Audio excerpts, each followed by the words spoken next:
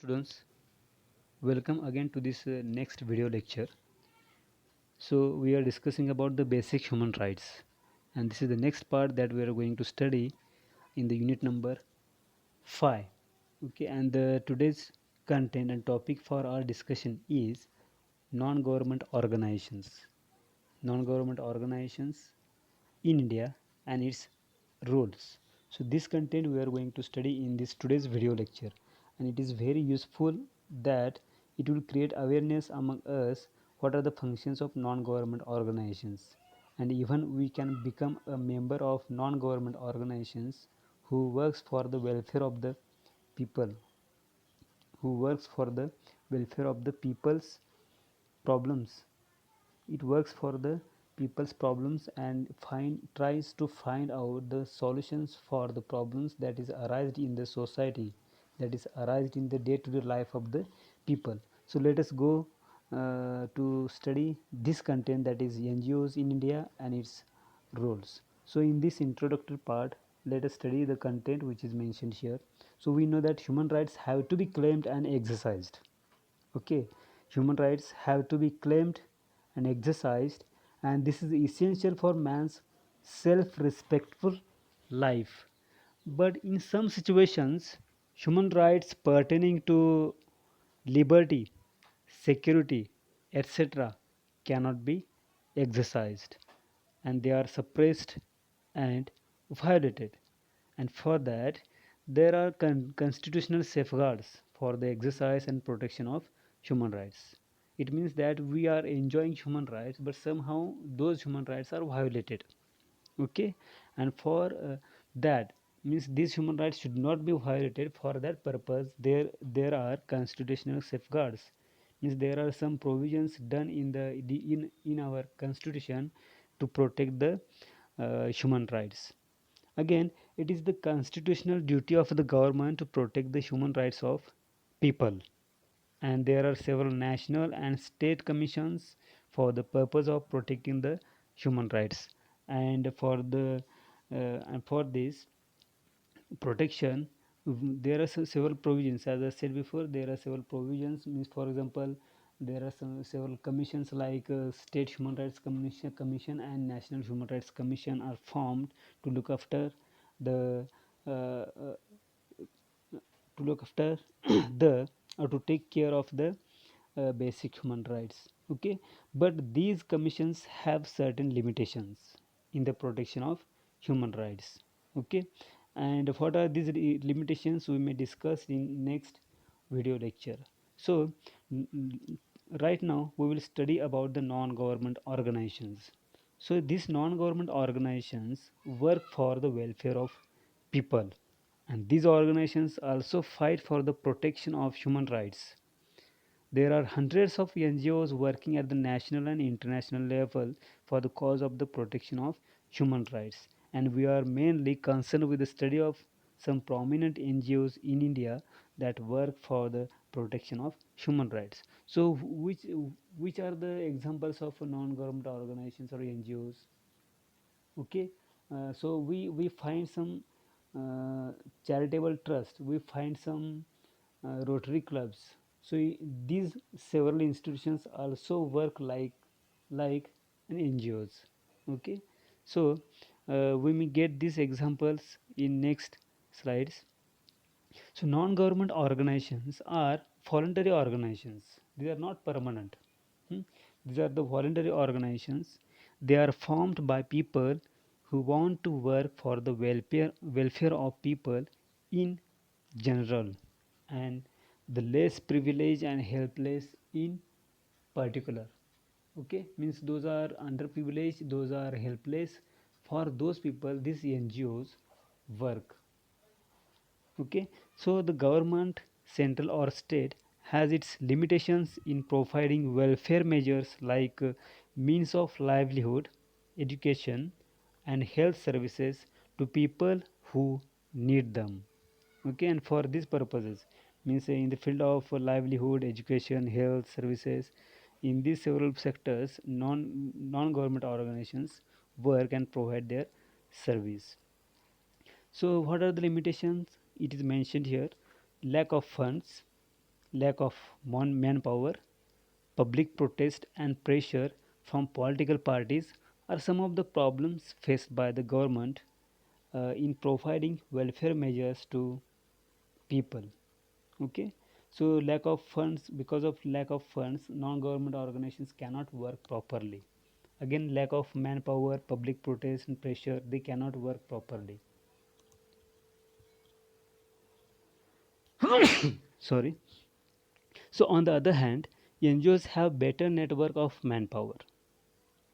NGOs have better network of manpower, and these organizations are financially supported by business organizations. And above all, NGOs have personal contact at the grassroots level.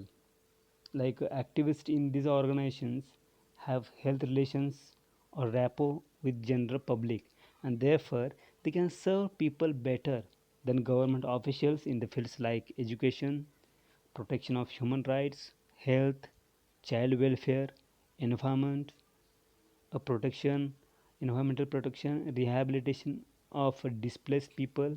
So for these purposes, non-government organizations work. Then what NGOs can do for people? What kind of help they do? What kind of assistance they provide? So it is mentioned here. NGOs can do the following activities for the welfare of people. First is given here, NGOs can run educational institutions for education of the masses. They can also provide professional training to people for producing experts and technicians by running training institutions. The voluntary organizations fight for the protection of human rights of people. They can file petition in law courts for safeguarding the fundamental rights of people. Again, NGOs can undertake various activities for protecting the physical environment. They can make people aware about environmental issues and the importance of environmental protection. And these voluntary movements can concentrate on bringing about rural development of the country.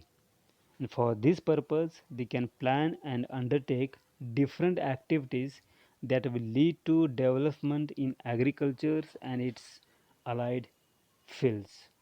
Again, NGOs can provide medical assistance and health services to the needy people. And activists of NGOs can arrange child welfare activities, especially for undernourished, physically handicapped, mentally disabled, and street children. Okay, again, NGOs help the government to monitor the welfare activities undertaken by it. Means whatever the activities undertaken by government, sometimes those government activities are monitored by NGOs. But when the government activities clash with the interest of people, NGOs oppose the government and pressurize it to act in the interest of people. Means sometimes it works as a as a mediator.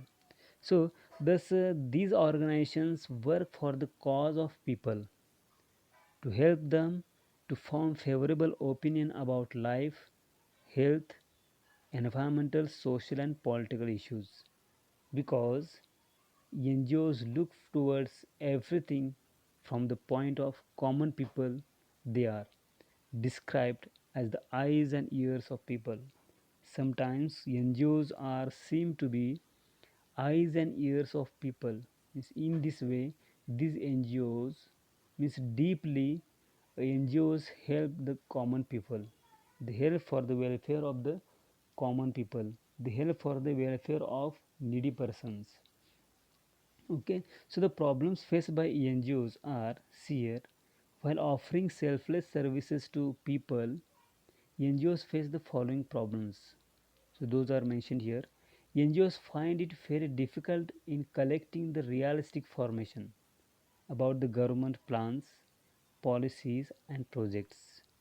Though these voluntary organizations are fully supported by business organizations, financial institutions, etc., the funds thus raised are inadequate for managing diverse welfare activities by them.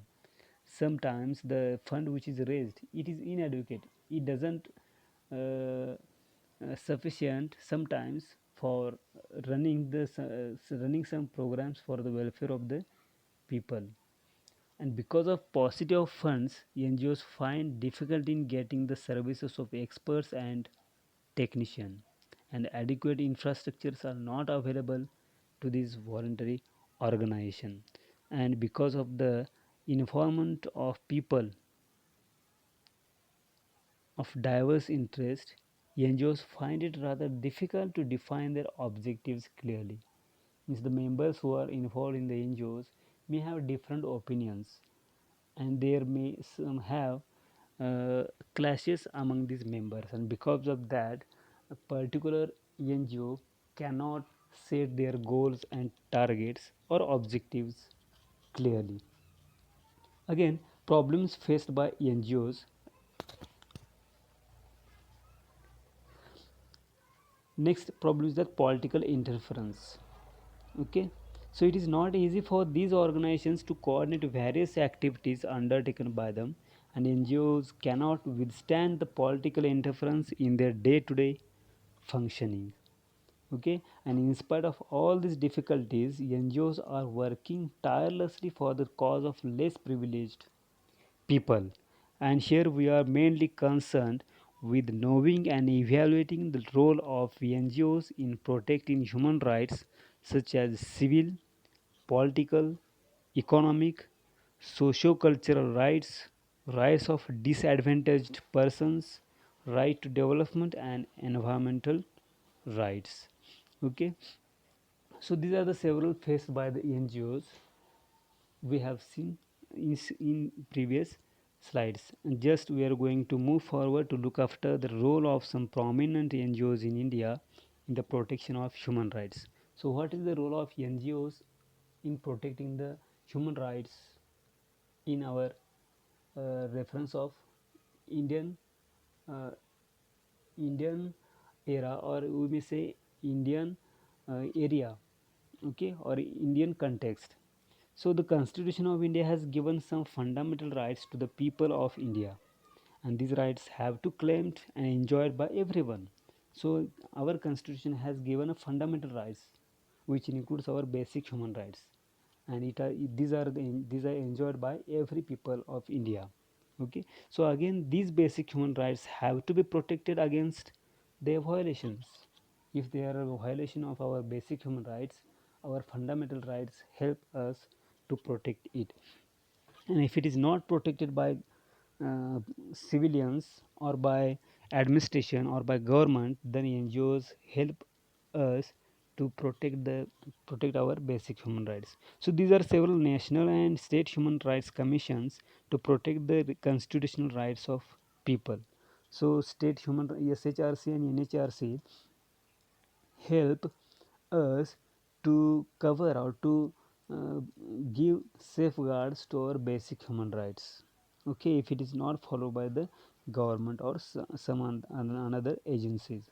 Again, the National Human Rights Commission, the State Human Rights Commission, the National Commission for Scheduled Caste as well as for Scheduled Tribes, and commissions for women at national and state levels are the main government mechanisms for protecting the fundamental rights of people. So SHRC, NHRC, the National Commission for SCs and STs and for women, these commissions tries to protect the fundamental rights of people, and we may discuss afterwards the structure and functions of these commissions in next videos.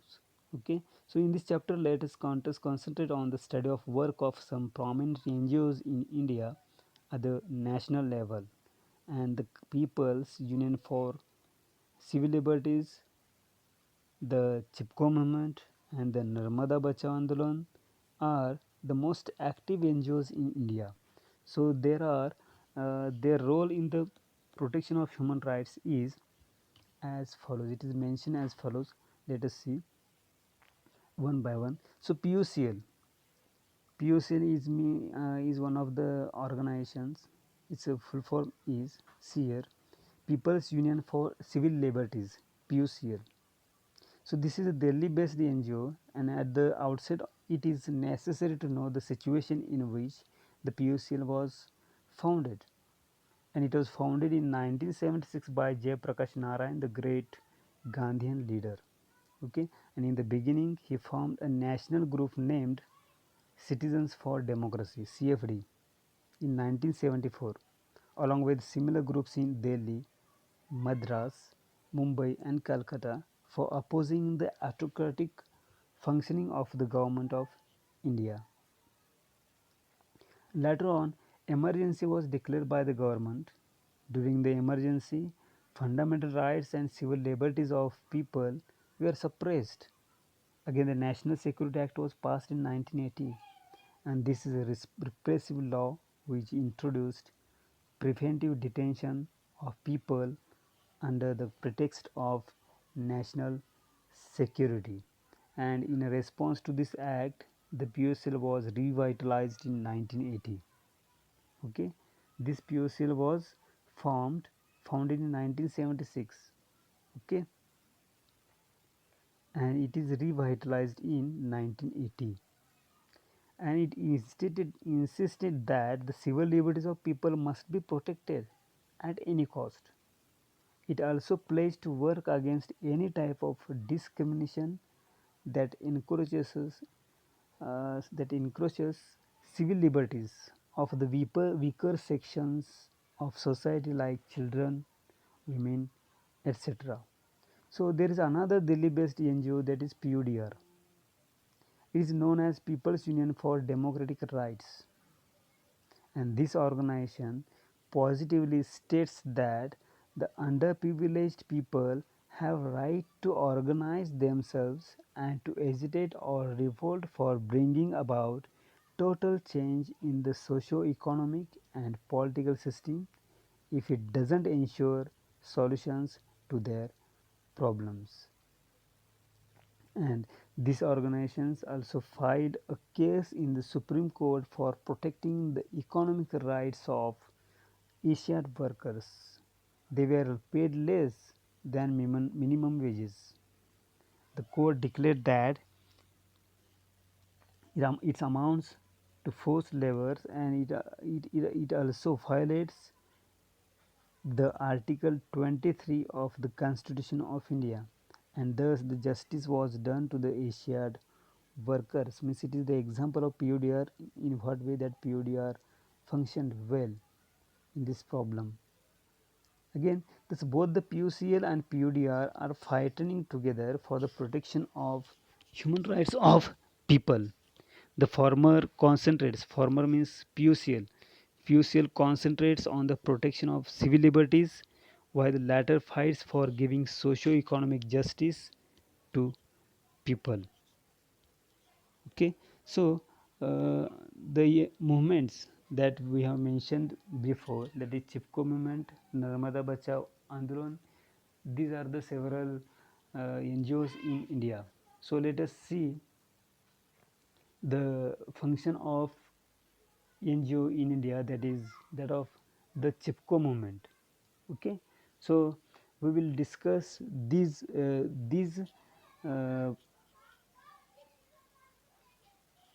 NGOs. Okay, these NGOs we will discuss in next video lectures. Till then, bye and good day. Let us stop here.